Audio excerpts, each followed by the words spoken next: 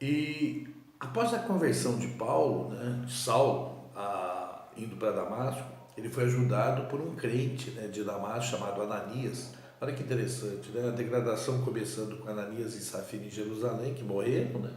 E agora, né, o Senhor preparando uma nova etapa, né, da sua igreja, através de Paulo, e começa com quem? Com um Ananias, mas é um Ananias que é um irmão simples, né, da igreja em Damasco, que ajuda Paulo e dá a palavra do Senhor para Paulo, né? Muitas das coisas que Paulo viu não foi direto de Deus, né? Ele viu também direto através de Ananias, né? E no final do capítulo 9 então volta a Pedro, né? Porque nessa época Atos está mostrando bastante do ministério de Pedro, né? E aí mostra, né, no final do capítulo 9 e o capítulo 10 mostra Pedro, a ação de Pedro, né, abrindo o reino dos céus aos gentios, que foi o que ele fez na casa do Cornélio, né? Toda aquela preparação que ele estava ali na casa de um irmão de Jope, né? E aí veio a visão daquele lençol e ele falando que ele não comia coisa imunda e Deus falando para ele, ó, que purificou não considera imundo. E aí vem aquelas pessoas da parte de Cornélio, né? Que eram romanos, chamando ele para pregar o evangelho. Ele foi e ele falando lá, de repente vem o Espírito Santo e aquelas pessoas recebem o Espírito Santo e ele percebe que elas receberam o Espírito Santo. Ele fala, como é que eu vou impedir o batismo aqueles que já receberam o Espírito Santo? Porque em Atos 12 ele fala, né, sejam batizados e recebam, né? No caso de Cornélio eles receberam e depois foi batizado. E ali, quando ele voltou para Jerusalém, as pessoas confrontam ele, né, mostrando que a igreja em Jerusalém estava cheia de problemas ali. Entendeu? As pessoas tinham misturado a religião judaica, aquilo que Jesus estava falando e a obra do Espírito Santo, e fizeram uma salada ali. E confrontando o que Pedro tinha feito, e Pedro mostrando para eles que o que ele tinha feito não era ele, mas era o Espírito Santo, né? Mas é interessante, né, que toda a degradação, né, vem mostrando Deus, né, agindo, né? Enquanto aquela igreja, né, estava cheia de religião, cheia de problema, e depois nós vamos ver por todo o livro de Atos, as epístolas, né, a ação, né, dos judaizantes tentando tirar as pessoas do espírito, né,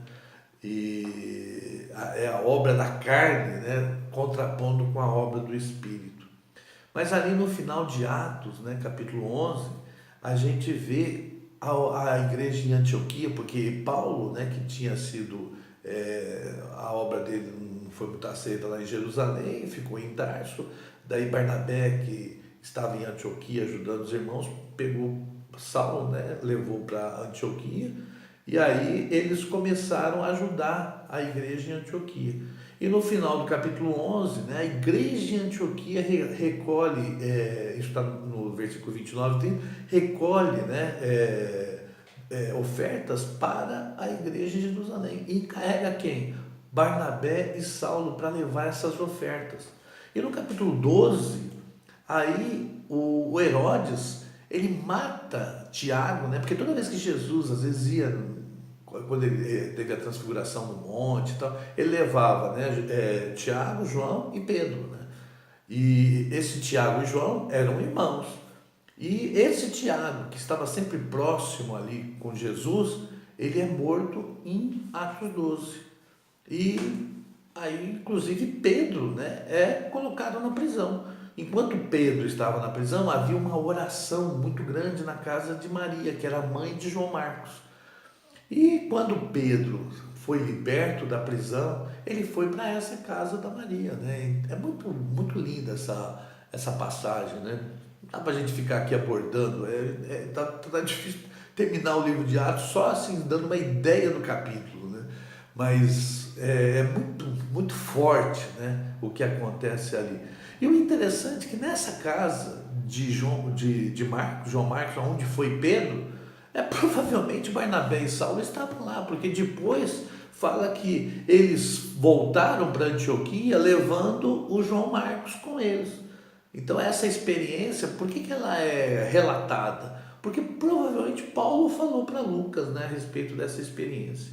E aí em Atos 13, então ali mostra claramente, né, que ali a reação do Espírito Santo àquela degradação que estava ocorrendo em Jerusalém.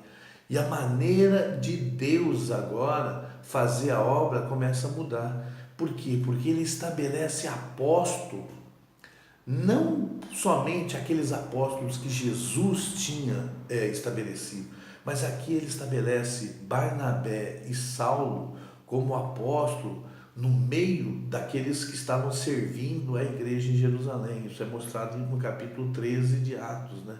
E no versículo 2: e servindo ele ao Senhor e jejuando, disse o Espírito Santo: separai-me agora Barnabé e Saulo para a obra a que os tenho chamado. Então, jejuando e orando, impondo sobre ele as mãos, o despediram. Enviados, pois, pelo Espírito Santo, desceram a Seleucia e dali navegaram para Chipre. Chegados a Salamina, anunciavam a palavra na sinagoga. Tá? Então, é impressionante, né? Aqui a mudança. Né? Agora é o Espírito Santo, né, que chama os apóstolos. Né? São apóstolos do Espírito Santo. Né? E agora foram os primeiros, né, que foi Barnabé e Saulo sendo chamados. E depois esse Espírito Santo vai chamar muito apóstolos. Por isso que fala aqui, primeiramente, apóstolos. Por quê? Porque a igreja, ela começa com os apóstolos. Qualquer pessoa que foi enviada pelo Senhor, né, e a partir dela se estabeleceu a igreja, ou a igreja está sendo edificada, ela é edificada pelo fundamento dos apóstolos e profetas.